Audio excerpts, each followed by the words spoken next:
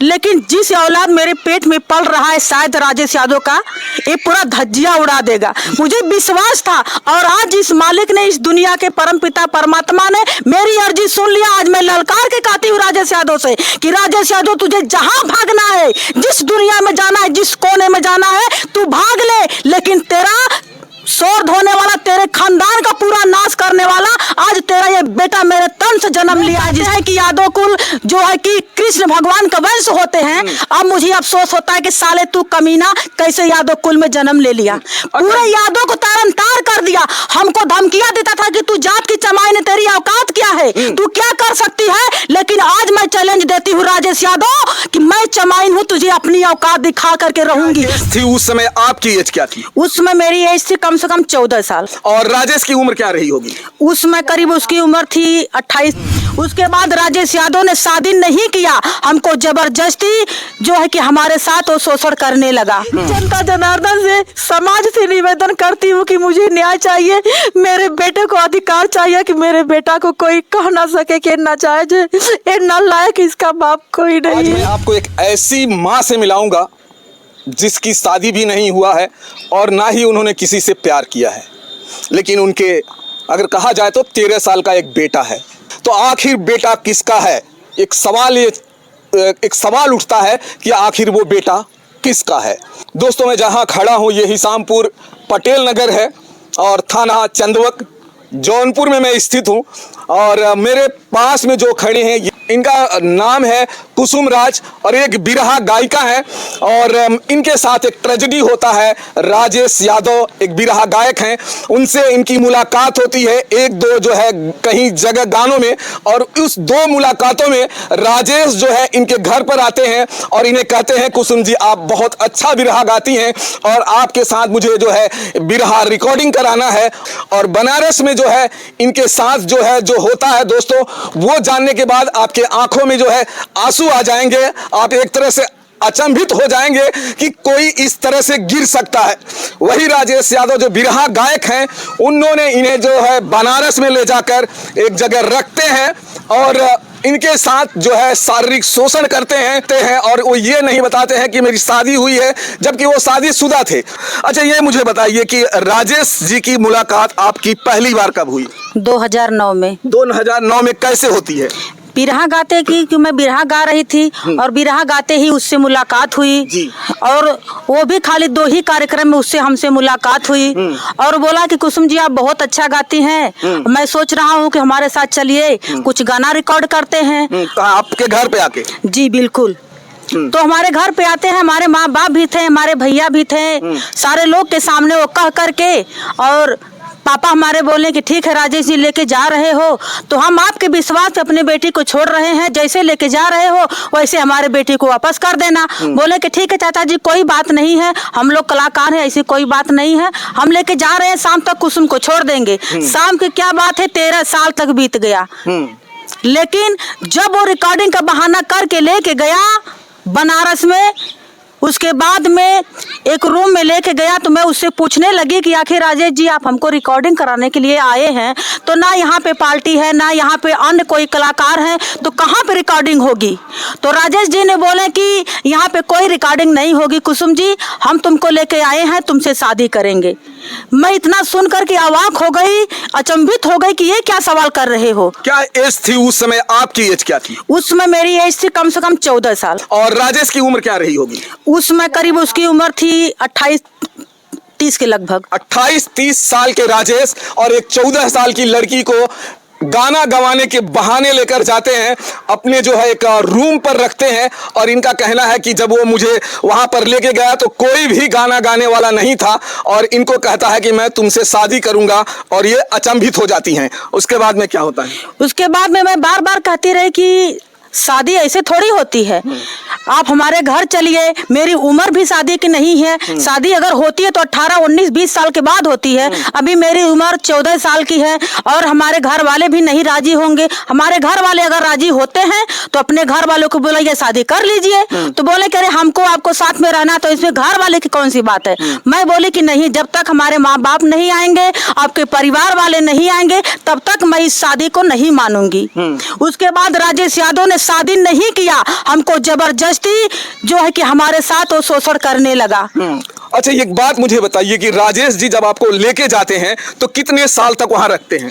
हमको 2009 से लेकर के 2011 तक अपने पास रखे। वहां पास में रखे थे जी। मतलब बनारस में आपको जो है लगातार वो जो है 3 साल वहां पे रखते हैं जी। 3 साल रख करके 3 साल लगातार वो हमारे साथ शोषण करता रहा। और उसी दरमियान जो है आप प्रेग्नेंट हो जाती? जी हाँ, मैं उसी साल में जो है कि 2011 में ही मैं प्रेग्नेंट हुई थी। और ये जब आप प्रेग्नेंट होती हैं तब जो है राजेश को कैसे पता चलता है? क्योंकि जब मैं प्रेग्नेंट 2011 में होती हूँ तो मैं खुद उससे बताई कि देखिए अब तो इतने साल गुजार ही दिए आजकल करते करते, लेकिन अब तो मैं माँ बनने वाली हूँ।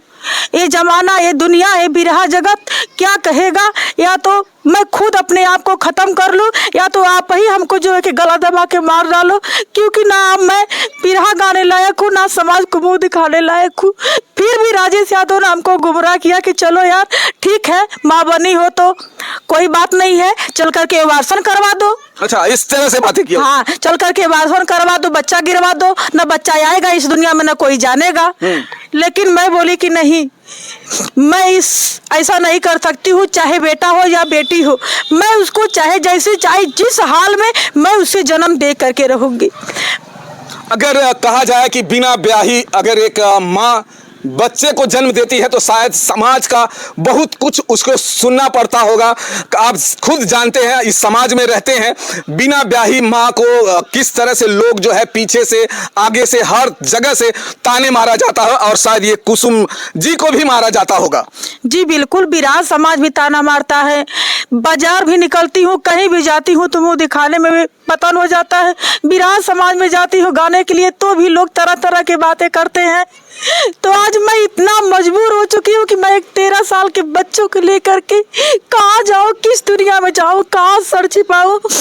आज राजेश यादव गायक ने मेरे साथ इतना नाइंसाफी कर दिया है, मैं इतना मजबूर हूँ कि मेरे कुछ भी समझ में नहीं आता है। मैं यही जनता जनार्दन से, समाज से निवेदन करती हूँ कि मुझे न्याय चाहिए, मेरे बेटे को अधिकार चाहिए कि मेरे बेटा को कोई कह ना सके कि ना चाहे ये नालायक इसका बाप कोई नहीं है।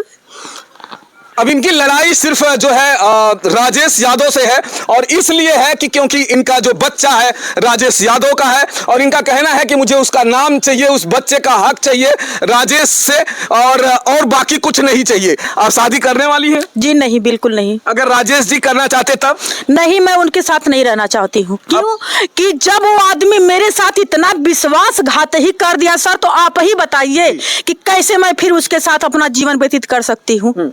जो दोस्तों, अब इनका कहना है कि मैं राजेश के साथ में भी अपनी जीवन व्यतीत नहीं करूंगा, मैं जो है अपने मम्मी के घर पे अपना रहकर जिंदगी व्यतीत कर लूंगी, लेकिन जो है उसके घर नहीं जाऊंगी। अब मैं अभी फिलहाल इस समय का जो पोजीशन है मैं बता दूं, ये अपने मम्मी के घर पे रहती हैं। आप इनके घरों को आप देख कर अंदाजा लगा सकते हैं कि किस तरह की ये फैमिली है, और इनके घरों में खुद जो है कितना प्रॉब्लम होता होगा।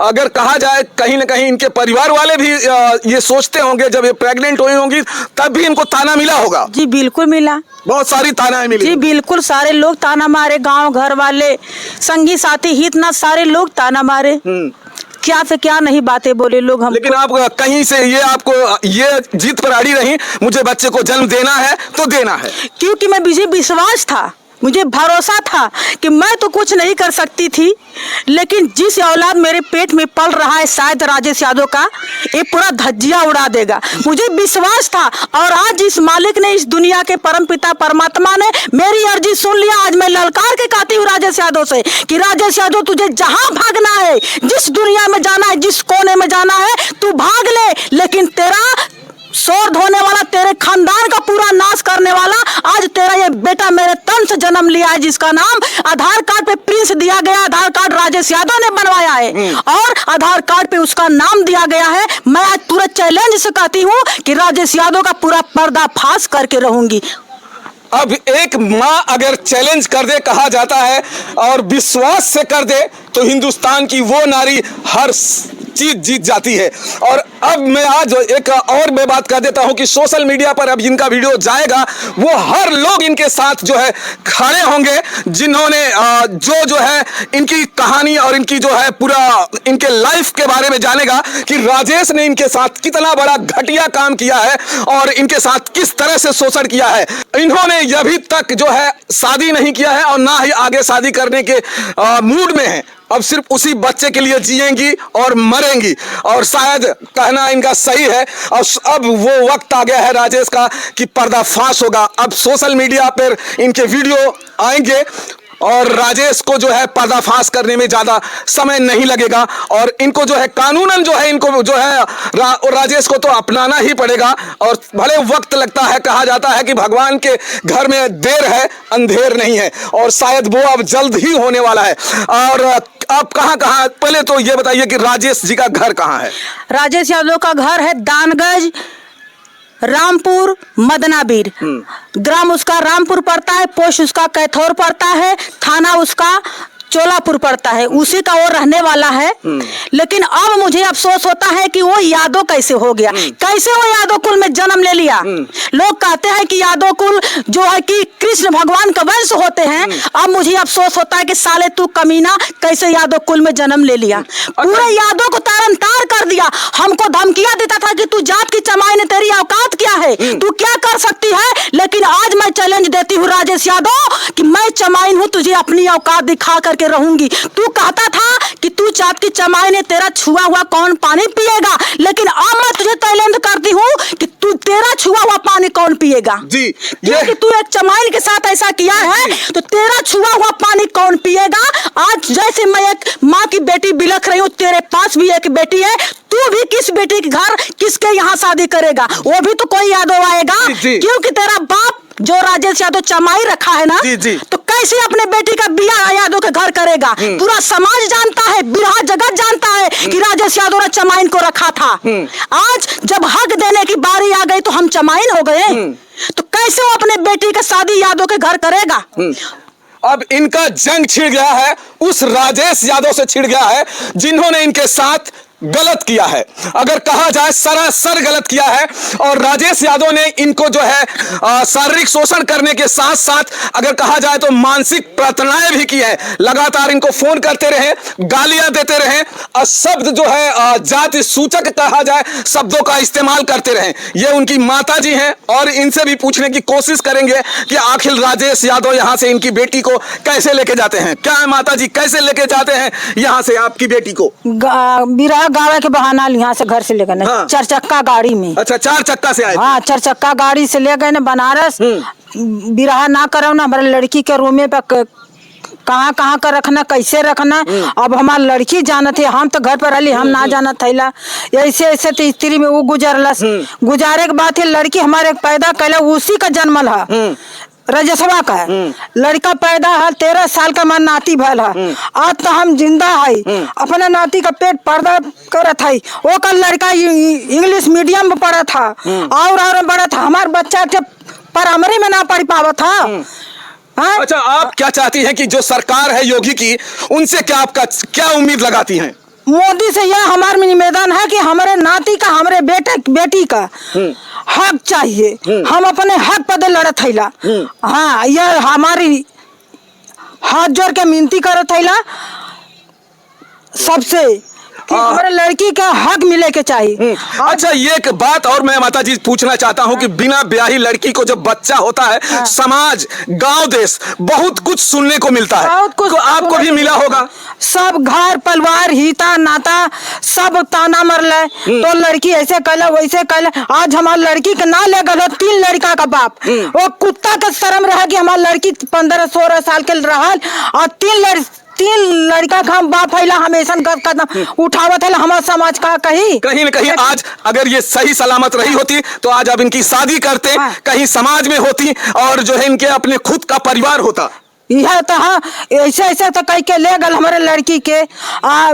आज हमारी लड़की चमाई नहीं है, आज तो हमारी लड़की चमाई नहीं है, चमाई चमान आज करता जौने घरी ले गले वो घरी ठकुरा कर हमारी लड़किया।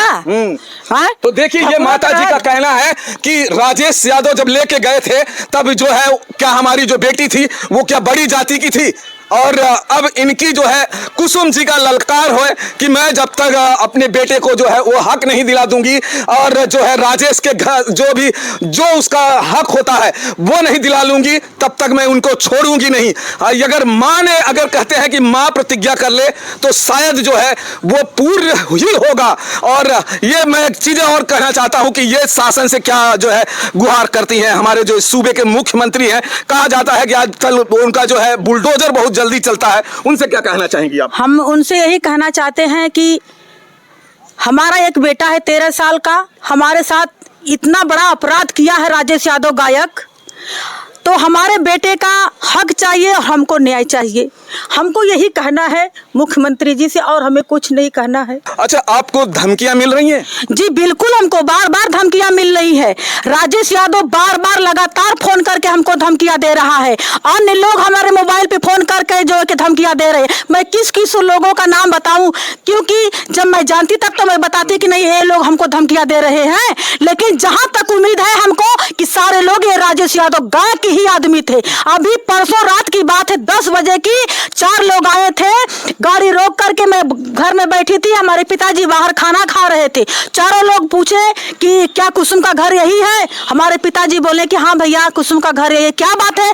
तो चारों लोग ने बाइक चालू थी और चारों लोग यही बोले कि उससे बोल दो कि ज्यादा फड़फड़ा रही है, उसको पंख जाम गई है, इतना वीडियो वायरल कर रही है, उसका पंख जल्दी हम काट लेंगे। मैं जस्ट बाहर निकली तब तक वो चारों लोग भाग गए।